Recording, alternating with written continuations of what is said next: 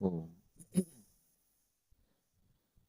ಜ್ಞಾನಿನ ಮುಕ್ತಿದಾತ್ರಿಯ ಜ್ಞಾನದ ಸಾಧಕಸ್ಯ ಸ ಜ್ಞಾನೇಶ್ವರಿ ಜನಾ ಪಾತು ಯೋಗಿಧ್ಯೇಯ ಸರಸ್ವತಿ. ಜ್ಞಾನೇಶ್ವರಿ ಜನಾ ಪಾತು ಯೋಗಿಧ್ಯೇಯ ಸರಸ್ವತಿ.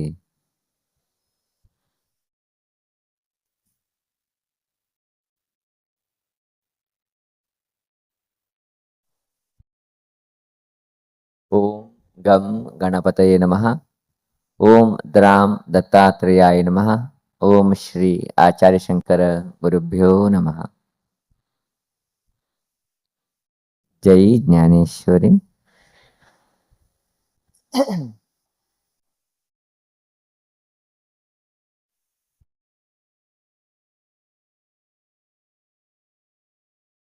ಪ್ರಥಮತಃ ಚಾತುರ್ಮಾಸ ನಿಮಿತ್ತ ನಡೀತಾ ಇರತಕ್ಕಂಥ ಸಾಂಸ್ಕೃತಿಕ ಕಾರ್ಯಕ್ರಮಕ್ಕೆ ಹಾಗೂ ಪೂಜಾ ಕಾರ್ಯಕ್ರಮಕ್ಕೆ ಭಾಗವಹಿಸಿದ ನನ್ನೆಲ್ಲ ಆತ್ಮೀಯ ಬಾಂಧವರಿಗೆ ಹಾರ್ದಿಕವಾದಂತಹ ಸ್ವಾಗತಗಳು. ಪ್ರತಿದಿನವೂ ಕೂಡ ನಾವು ಸಮಾಜದ ಬಗ್ಗೆ ಪ್ರಾರ್ಥನೆಯೊಂದಿಗೆ ನಮ್ಮ ಚಿಂತನೆಯನ್ನ ಆರಂಭಿಸ್ತಾ ಇದ್ವಿ. ತನ್ನಿಮಿತ್ತ ಸಮಾಜದ ಬಗ್ಗೆ ಪ್ರಾರ್ಥನೆಯನ್ನ ಮಾಡಿ ನಾವು ಮುಂದುವರಿಯೋಣ. ತಮ್ಗೆಲ್ಲರೂ ಕೂಡ ಆ ಪ್ರಾರ್ಥನೆ ಗೊತ್ತೇ ಇದೆ. ನಮ್ಮ ಜೊತೆಗೆ ತಾವು ಕೂಡ ಆ ಪ್ರಾರ್ಥನೆಯಲ್ಲಿ ಭಾಗವಹಿಸಬೇಕು ಅಂತ ಹೇಳಿ ವಿನಂತಿಸುತ್ತಾ ಪ್ರಾರ್ಥನೆಯನ್ನ ಆರಂಭಿಸ್ತಾ ಇದ್ದೇವೆ. ಸಹಜವಾಗಿ ಪ್ರಾರ್ಥನೆ ಮಾಡಲಿಕ್ಕೆ ಸಾಧ್ಯವಾದವರು ವಿಶೇಷವಾಗಿ ಕುಬೇರ ಮುದ್ರೆಯನ್ನ ಹಾಕೊಂಡು ಪ್ರಾರ್ಥನೆಯನ್ನು ಮಾಡಿದರೆ ಅದಕ್ಕೆ ವಿಶೇಷವಾದಂತಹ ಫಲ ಸಿಗ್ತದೆ. ಹೀಗಾಗಿ ಸಾಧ್ಯವಾದರೆ ಕುಬೇರ ಮುದ್ರೆಯನ್ನ ಹಾಕೊಂಡು ನಾವೆಲ್ಲರೂ ಕೂಡ ಪ್ರಾರ್ಥನೆಯಲ್ಲಿ ಭಾಗವಹಿಸೋಣ.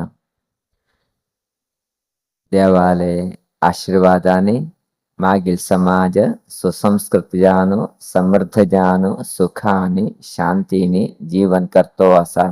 ದೇವಾಲ ಆಶೀರ್ವಾದಾನೆ ಮಾಗಿಲ್ ಸಮಾಜ ಸುಸಂಸ್ಕೃತಿಯಾನು ಸಮೃದ್ಧಜಾನು ಸುಖಾನಿ ಶಾಂತಿನಿ ಜೀವನ್ ಕರ್ತೋ ಅಸ. ದೇವಾಲ ಆಶೀರ್ವಾದಾನೆ ಮಾಗಿಲ್ ಸಮಾಜ ಸುಸಂಸ್ಕೃತಿಯಾನು ಸಮೃದ್ಧಜಾನು ಸುಖಾನಿ ಶಾಂತಿನಿ ಜೀವನ್ ಕರ್ತೋ ಅಸ. ದೇವಾಲ ಆಶೀರ್ವಾದಾನಿ ಮಾಗಿಲ್ ಸಮಾಜ ಸುಸಂಸ್ಕೃತಿಯಾನು ಸಮೃದ್ಧಜಾನ್ ಸುಖಾನಿ ಶಾಂತಿನಿ ಜೀವನ್ ಕರ್ತೋ ಅಸ. ದೇವಾಲ ಆಶೀರ್ವಾದಾನಿ ಮಾಗಿಲ್ ಸಮಾಜ ಸುಸಂಸ್ಕೃತಿಯಾನು ಸಮೃದ್ಧಜಾನು ಸುಖಾನಿ ಶಾಂತಿನಿ ಜೀವನ್ ಕರ್ತೋ ಅಸ. ದೇವಾಲ ಆಶೀರ್ವಾದಾನಿ ಮಾಗಿಲ್ ಸಮಾಜ ಸುಸಂಸ್ಕೃತಜಾನು ಸಮೃದ್ಧಿಯಾನು ಸುಖಾನಿ ಶಾಂತಿನಿ ಜೀವನ್ ಕರ್ತೋ ಅಸ. ದೇವಾಲ ಆಶೀರ್ವಾದಾನಿ ಮಾಗಿಲ್ ಸಮಾಜ ಸುಸಂಸ್ಕೃತಜಾನು ಸಮೃದ್ಧಜಾನು ಸುಖಾನಿ ಶಾಂತಿನಿ ಜೀವನ್ ಕರ್ತೋ ಅಸ. ದೇವಾಲ ಆಶೀರ್ವಾದಾನಿ ಮಾಗಿಲ್ ಸಮಾಜ ಸುಸಂಸ್ಕೃತಿಯಾನು ಸಮೃದ್ಧಜಾನು ಸುಖಾನಿ ಶಾಂತಿನಿ ಜೀವನ್ ಕರ್ತೋ ಅಸ. ದೇವಾಲ ಆಶೀರ್ವಾದಾನಿ ಮಾಗಿಲ್ ಸಮಾಜ ಸುಸಂಸ್ಕೃತಿಯಾನು ಸಮೃದ್ಧಜಾನು ಸುಖಾನಿ ಶಾಂತಿನಿ ಜೀವನ್ ಕರ್ತೋ ಅಸ. ದೇವಾಲ ಆಶೀರ್ವಾದಾನಿ ಮಾಗಿಲ್ ಸಮಾಜ ಸುಸಂಸ್ಕೃತಿಯಾನು ಸಮೃದ್ಧಜಾನು ಸುಖಾನಿ ಶಾಂತಿನಿ ಜೀವನ್ ಕರ್ತೋ ಅಸ. ಧನ್ಯವಾದ. ಪ್ರಾಯ ಈ ಪ್ರಾರ್ಥನೆಯಲ್ಲಿ ನನ್ನೆಲ್ಲ ಪುಟಾಣಿ ಮಿತ್ರರು ಭಾಗವಹಿಸ್ತಾ ಇದ್ದಾರೆ, ಪುಟಾಣಿ ಅಕ್ಕಂದಿರು ಕೂಡ ಭಾಗವಹಿಸ್ತಾ ಇದ್ದಾರೆ. ಹಾಗಾಗಿ ಮಗದೊಮ್ಮೆ ಆ ನನ್ನ ಎಲ್ಲ ಮಿತ್ರರಿಗೆ ಹಾರ್ದಿಕವಾದಂತಹ ಧನ್ಯವಾದ ಸಲ್ಲಿಸಿ ನಮ್ಮ ವಿಷಯವನ್ನ ಆರಂಭಿಸ್ತಾ ಇದ್ದೇವೆ. ಒಂದೂರು, ಆ ಊರಲ್ಲಿ ಸಂತರೊಬ್ಬರು ವಾಸವಾಗ್ತಾ ಇದ್ರು. ಪ್ರಾಯ ಆ ಸಂತರಿಗೆ ಅನೇಕ ಭಕ್ತರ ದಂಡು ಸೇವೆಯನ್ನ ಸಲ್ಲಿಸ್ತಾ ಇತ್ತು. ಆ ಸಂತರ ಪ್ರಭಾವ ಪ್ರಚಾರ ಬೆಳಗುತ್ತಾ ಹೋಯಿತು.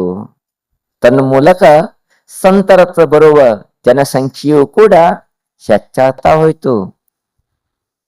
ಹೀಗಿರಬೇಕಾದ್ರೆ ಚಾತುರ್ಮಾಸ ಸಂದರ್ಭ ಬಂತು. ಎಲ್ಲ ಶಿಷ್ಯರು ಸೇರಿ ಸಂತರಿಗೆ ಆಗ್ರಹ ಮಾಡ್ತಾರೆ, ನೀವು ಕೂಡ ಚಾತುರ್ಮಾಸ ವ್ರತವನ್ನ ಮಾಡಿ ನಾವೆಲ್ಲ ವಿಧದ ವ್ಯವಸ್ಥೆಯನ್ನ ಕಲ್ಪಿಸ್ಕೊಡ್ತೇವೆ ಅಂತ ಹೇಳಿ. ಸಂತರು ಅದಕ್ಕೆ ತಮ್ಮ ಒಪ್ಪಿಗೆಯನ್ನು ಸೂಚಿಸ್ತಾರೆ. ತನ್ನ ಮೂಲಕ ಚಾತುರ್ಮಾಸ್ಯ ಆರಂಭವಾಗ್ತದೆ.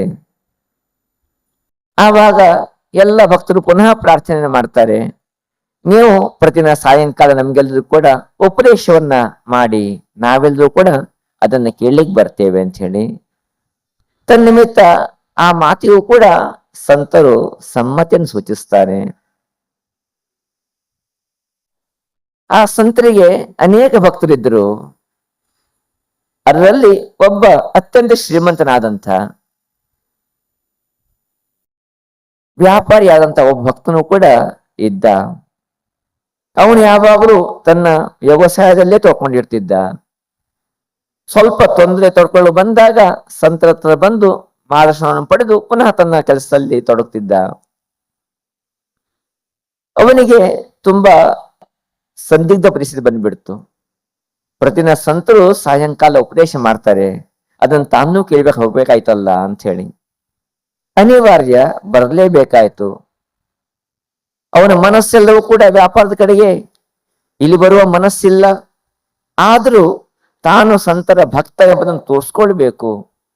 ಸಂತರಿಗೆ ತಾನು ಹೋಗದೆ ಇದ್ರೆ ಏನಾದೀತೋ ಎಂಬಂತ ಭಾವನೆಯಿಂದ ಆ ಶ್ರೀಮದ್ ಭಕ್ತನೂ ಕೂಡ ಸಂತರ ವಾಣಿಯನ್ನು ಕೇಳಲಿಕ್ಕೆ ಬರ್ಲಿಕ್ಕೆ ಶುರು ಮಾಡ್ದ. ಪ್ರಾಯ ಪ್ರತಿದಿನ ಸಂತರು ಅರ್ಧ ಗಂಟೆ ಮುಕ್ಕಾಲು ಗಂಟೆ ತಮ್ಮ ಚಿಂತನೆಯನ್ನ ದೇವರ ಭಕ್ತಿಯನ್ನ ಮಾಡ್ಬೇಕು ಅಂತ ಹೇಳಿ ಎಲ್ಲರೂ ಕೂಡ ಉಪದೇಶವನ್ನ ಮಾಡ್ತಾ ಇದ್ರು. ಅನೇಕ ದಿನಗಳು ಕಳೆದು ಈ ಶ್ರೀಮಂತ ಭಕ್ತನು ಕೂಡ ಒಲ್ಲದ ಮನಸ್ಸಿನಿಂದ ಬರ್ತಿದ್ದ, ಅದನ್ನು ಕೇಳ್ತಾ ಇರ್ತಿದ್ದ. ಒಂದು ದಿನ ಎಲ್ಲ ಭಕ್ತರು ಹೋದ ಮೇಲೆ ಈ ಶ್ರೀಮಂತ ಭಕ್ತ ಅಲ್ಲೇ ಕುತ್ಕೊಂಡಿದ್ದಾನೆ. ಸಂತರು ಸಹಜವಾಗಿ ನಗ್ತಾ ಕೇಳ್ತಾ ಇದ್ದಾರೆ, ಏನಪ್ಪ ನೀನ್ ಹೋಗೋದಿಲ್ವೇನೋ ಮನೆಗೆ ಅಂತ ಹೇಳಿ. ಆವಾಗ ಈ ಶ್ರೀಮಂತ ಹೇಳ್ತಾನೆ, ನನಗೊಂದು ಜಿಜ್ಞಾಸೆ ಇದೆ, ತಮ್ಮಲ್ಲೊಂದು ಪ್ರಶ್ನೆ ಇದೆ, ಅದನ್ನು ಕೇಳ್ಕೊಂಡೆ ನಾನು ಹೋಗ್ಬೇಕು ಅಂತ ಹೇಳಿ ಕೂತ್ಕೊಂಡಿದ್ದೇನೆ ಅಂತ ಹೇಳಿ. ಪ್ರಾಯ ಸಂತರಿಗೆ ಸರ್ವರ ಮನಸ್ಸು ಗೊತ್ತಾಗ್ತಿತ್ತು. ಹೀಗಾಗಿ ಅವರು ನಗ್ತಾ ನಗ್ತಾ ಹೇಳಿದ್ರು, ಆಯ್ತು ಏನ್ ಜಿಜ್ಞಾಸೆ ಇದೆ ಎಂದು ಕೇಳ್ಬೋದು ನೀನು ಅಂತ ಹೇಳಿ. ಆವಾಗ ಆ ಶ್ರೀಮಂತ ಹೇಳ್ತಾ ಇದ್ದಾನೆ, ಗುರುಜಿ ನೀವೆಲ್ಲ ಇಷ್ಟು ಉಪದೇಶವನ್ನ ಕೊಡ್ತಾ ಇದ್ದೀರಿ ನಮಗೋಸ್ಕರ, ನಾವೇ ಧನ್ಯರು ನಿಜವಾಗಿಯೂ ಕೂಡ.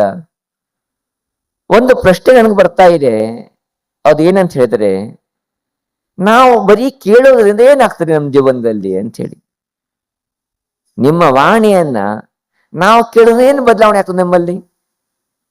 ನೀವು ಹೇಳ್ತೀರಾ, ನಾವು ಕೇಳ್ತೇವೆ, ನಾವು ಮನೆಗೆ ಹೋಗ್ತೇವೆ, ನೀವು ತಿರುಗಿ ನಿಮ್ ಕೆಲಸ ಮಾಡ್ತಾ ಇರ್ತೀರಾ. ಏನು ಬದಲಾವಣೆ ಆಗ್ತದೆ? ವಾಣಿಯಿಂದ ಕೇಳೋದ್ರಿಂದ ಏನು ಪ್ರಯೋಜನ ಇದೆ, ಏನು ಬದಲಾವಣೆ ಆಗ್ತದೆ ಅಂತ ಒಂದು ಪ್ರಶ್ನೆಯನ್ನ ಸಂತರ ಮುಂದೆ ಈ ಶ್ರೀಮಂತ ಇಡ್ತಾ ಇದ್ದಾನೆ. ಆವಾಗ ಸಹಜವಾಗಿಯೇ ಸಂತರಿಗೆ ಅನಿಸ್ತು, ಇವನಿಗೆ ಕೇಳಲಿಕ್ಕೆ ಮನಸ್ಸಿಲ್ಲ, ಬರ್ಲಿಕ್ಕೆ ಮನಸ್ಸಿಲ್ಲ, ಒತ್ತಡದ ಮೇಲೆ ಇಲ್ಲಿ ಬರ್ತಾ ಇದ್ದಾನೆ. ಹೀಗಾಗಿ ನೀನು ಬರೋದು ಬೇಡಪ್ಪ ಎಂಬಂತ ಪ್ರಶ್ನೆ ಉತ್ತರ ಅವನಿಗೆ ಬೇಕಾಗಿದೆ. ಹೀಗಾಗಿ ಅವನಿಗೆ ಪ್ರಶ್ನೆ ಕೇಳ್ತಿದ್ದಾನೆ. ಆದ್ರೆ ಅವನಿಗೆ ಹಾಗೆ ತಾನು ಉತ್ತರವನ್ನು ಕೊಡುವುದು ಸರಿಯಲ್ಲ, ಸರಿಯಾದಂತ ಉತ್ತರವನ್ನು ಕೊಡ್ಲೇಬೇಕು ಅಂತ ಹೇಳಿ ಸಂತರು ಮನದಲ್ಲಿ ನಿಶ್ಚಯವನ್ನ ಹೊಂದ್ಕೊಳ್ತಾರೆ. ಹೊಂದ್ಕೊಂಡು ಈ ಪ್ರಶ್ನೆಯನ್ನ ಕೇಳಿದ ಮೇಲೆ ಸ್ವಲ್ಪ ಸಿಟ್ಟು ಬಂದವರಂತೆ ಸಂತರು ವರ್ತನೆ ಮಾಡ್ತಾರೆ. ವರ್ತನೆ ಮಾಡಿ ತಮ್ಮ ಶಿಷ್ಯರಿಗೆ ಕರೆಸ್ತಾರೆ. ಕರೆಸಿ ಹೇಳ್ತಾರೆ, ಬಾ ಇಲ್ಲಿ ಈ ಹುಚ್ಚನನ್ನ ಎದ್ದು ಹೊದ್ದು ಹೊರಗಾಕ್ಬಿಡು ಅಂತ ಹೇಳಿ ಸಿಟ್ಟಿನಿಂದ ತಮ್ಮ ಶಿಷ್ಯನ ಕರೆಸಿ ಈ ಶ್ರೀಮಂತನನ್ನ ಹೊರಗಾಕ್ಲಿಕ್ಕೆ ಆದೇಶ ಮಾಡ್ತಾರೆ. ಯಾವಾಗ ಸಂತರು 2-3 ಸಲ ತಮ್ಮ ಶಿಷ್ಯನ ಕರೆಸಿ ಇವನನ್ನ ಹೊರಗಾಕಿ ಅಂತ ಹೇಳಿ ಆದೇಶ ಮಾಡಿದ್ರು, ಆವಾಗ ಶ್ರೀಮಂತನಿಗೆ ಸಿಟ್ಟು ಬಂದ್ಬಿಡ್ತಾರೆ. ಸಿಟ್ಟು ಬಂದು ಸಂತನ ಹತ್ರ ಕೇಳ್ಟಕ್ಕೆ ಶುರು ಮಾಡ್ತಾನೆ, ಯಾಕೆ ನೀವು ನನ್ನನ್ನು ಹೊರಗಡೆ ಹಾಕ್ತಾ ಇದ್ದೀರಿ? ನಾನೇನ್ ತಪ್ಪು ಮಾಡಿದ್ದೇನೆ? ಯಾಕೆ ನೀವು ನನ್ನನ್ನ ಈ ರೀತಿ ಹೊರಗೆ ಹಾಕ್ಲಿಕ್ಕೆ ನೀವು ಶಿಷ್ಯರಿಗೆ ಹೇಳ್ತಿದ್ದೀರಿ ಅಂತ ಹೇಳಿ ರಂಪಾಟ ಮಾಡ್ಲಿಕ್ಕೆ ಶುರು ಮಾಡ್ತಾನೆ. ಯಾವಾಗ ಆ ಶ್ರೀಮಂತ ರಂಪಾಟ ಮಾಡ್ಲಿಕ್ಕೆ ಶುರು ಮಾಡ್ತಾನೋ ಆವಾಗ ಸಂತರು ಪುನಃ ನಗುಮಗುವನ್ನು ಹೊಂದ್ತಾರೆ. ನಗುಮವನ್ನು ಹೊಂದಿ ಅವನಿಗೆ ಕೈ ಸನ್ನೆ ಮಾಡ್ತಾರೆ, ಶಾಂತವಾಗಿರಪ್ಪ ಅಂತ ಹೇಳಿ. ಆವಾಗ ಅವನು ಶಾಂತನಾಗ್ತಾನೆ. ಶಾಂತನಾದ ತಕ್ಷಣ ಸಂತರು ಅವನಿಗೆ ಕೇಳ್ತಾ ಇದ್ದಾರೆ, ನಿನ್ನ ಪ್ರಶ್ನೆಗೆ ಉತ್ತರ ಸಿಕ್ತೆ ಅಂತ ಹೇಳಿ. ನಿನ್ನ ಪ್ರಶ್ನೆಗೆ ಉತ್ತರ ಸಿಕ್ತೆ ಅಂತ ಹೇಳಿ ಸಂತರು ಅಮ್ಮ ಶ್ರೀಮಂತನೇ ಕೇಳ್ತಾ ಇದ್ದಾರೆ. ಆವಾಗ ಶ್ರೀಮಂತ ಗಲ್ಬಿಲ್ ಬೀಳ್ತಾನೆ. ತನ್ನ ಪ್ರಶ್ನೆಗೆ ಉತ್ತರ ಅಂತ ಹೇಳಿದ್ರೆ, ನೀನ್ ಹೇಳಿದ್ದಿಲ್ಲಪ್ಪ ಬರೀ ಕೇಳೋದ್ರೆ ಏನಾಗ್ತದೆ ಅಂತ ಹೇಳಿ. ಕೇಳೋದ್ರಿಂದ ಆಗೋದಿದೆಯ? ನಾನು ಏನ್ ಹೇಳ್ದೆ ನನ್ನ ಶಿಷ್ಯರಿಗೆ, ನಿನ್ನ ಹೊರಗೆ ಹಾಕು ಅಂತ ಹೇಳಿ. ನೀನ್ ಕಿವಿನ ಕೇಳ್ಕೊಂಡಿ ಆ ಮಾತನ್ನ. ಆವಾಗಿನಾಯ್ತು ನಿನ್ ಮನಸ್ಸಲ್ಲಿ ಸಿಟ್ಟು ಬಂತು, ರೊಚ್ಚಿ ಬಂತು, ಅತ್ಯಂತ ಕ್ರೋಧಿಷ್ಠನಾದಿ. ನೀನು ಕ್ರೋಧಿಷ್ಠನಾಗಿ ಪ್ರತೀಕಾರವನ್ನು ಮಾಡಿ ಶುರು ಮಾಡಿದೆಯಲ್ಲ. ಕೇಳುವುದರಿಂದ ಏನು ಆಗುದಿಲ್ಲ ಅಂತಲ್ಲ, ಕೇಳೋದ್ರಿಂದಲೂ ಕೂಡ ಪರಿಣಾಮ ಆಗ್ತದೆ. ಅದನ್ನ ನಾವು ಸ್ವಲ್ಪ ಮನಸ್ಸಿಗೆ ಹಚ್ಚಿಕೊಂಡ್ರೆ ನಾವು ಜೀವನದಲ್ಲಿ ಬದಲಾವಣೆ ಮಾಡ್ಲಿಕ್ಕೆ ಆಗ್ತದೆ. ಆ ನಿಮಿತ್ತ ಕೇಳುವುದರಿಂದ ಏನೂ ಆಗುದಿಲ್ಲ ಎಂಬುದನ್ನು ತಿಳ್ಕೊಳ್ಳೋದು ಬೇಡ, ಕೇಳುವುದರಿಂದಲೂ ಕೂಡ ಪರಿಣಾಮವಾಗ್ತದೆ ಎಂಬಂತ ಮಾತನ್ನ ಯಾವಾಗ ಸಂತರು ಆ ಶ್ರೀಮಂತನಿಗೆ ಹೇಳ್ತಾರೋ ಆವಾಗ ಶ್ರೀಮಂತನ ಕಣ್ಣಲ್ಲಿ ಗಳಗಳ ನೀರು ಬರ್ತದೆ. ಅವನಿಗೆ ಅನಿಸ್ತದೆ, ಗುರುಗಳು ನನ್ನನ್ನು ಹೊರಗೆ ಹಾಕು ಅಂತ ಹೇಳಿದ್ದು ನನ್ನ ಪ್ರಶ್ನೆಗೆ ಉತ್ತರ ಕೊಡ್ಲಿಕ್ಕೆ ಆಗೇ ವಿನಃ ನನ್ನನ್ನು ದಪ್ಪ ಹಾಕ್ಲಿಕ್ಕಲ್ಲ. ಖಂಡಿತವಾಗಲೂ ಕೂಡ ಕೇಳುವುದರಿಂದ ಪ್ರಯೋಜನ ಇದೆ. ಅದನ್ನು ಸ್ವಲ್ಪ ನಾನು ಪ್ರೀತಿಯಿಂದ ಕೇಳಬೇಕು, ನನ್ನ ಜೀವನದಲ್ಲಿ ಔನ್ನತ್ಯವನ್ನು ಹೊಂದಬೇಕು ಅಂತ ಹೇಳಿ ಆ ಶ್ರೀಮಂತ ಸಂತರಿಗೆ ಉದ್ದನೆ ನಮಸ್ಕಾರ ಮಾಡ್ತಾನೆ. ಮಾಡಿ ತಾನು ಪ್ರಶ್ನೆಗಳ ತಪ್ಪಾಯ್ತು, ನನ್ನ ಮನಸ್ಸು ವ್ಯಾಪಾರದಲ್ಲಿ ಲೀನವಾಗಿತ್ತು, ಹೀಗಾಗಿ ಇಲ್ಲಿ ಸಮಯ ವೇಸ್ಟ್ ಆಗ್ತದೆಯಲ್ಲ ಎಂಬುವಂತ ದೃಷ್ಟಿಯಿಂದ ಪ್ರಶ್ನೆ ಕೇಳದೆ. ಆದರೆ ತಾವು ಅದಕ್ಕೆ ಯೋಗ್ಯವಾದಂತ ಮಾರ್ಗದರ್ಶನ ಮಾಡಿ ನನಗೆ ಒಳ್ಳೆ ಸಂದೇಶ ಕೊಟ್ಟಿದ್ದೀರಿ, ತುಂಬಾ ಸಂತೋಷವಾಯ್ತು. ನಾಳೆಯಿಂದ ನಾನು ಅತ್ಯಂತ ಆತ್ಮೀಯವಾಗಿ ಬಂದು ನಿಮ್ಮ ಮಾತುಗಳನ್ನ ಕೇಳಿಕೊಂಡು ಮನಸ್ಸಲ್ಲಿ ತಕೊಂಡು ಪರಿವರ್ತನೆ ಮಾಡ್ಕೊಳ್ತೀನಿ ಅಂತ ಹೇಳಿ ಮನೆಗೆ ಹೋಗ್ತಾನೆ.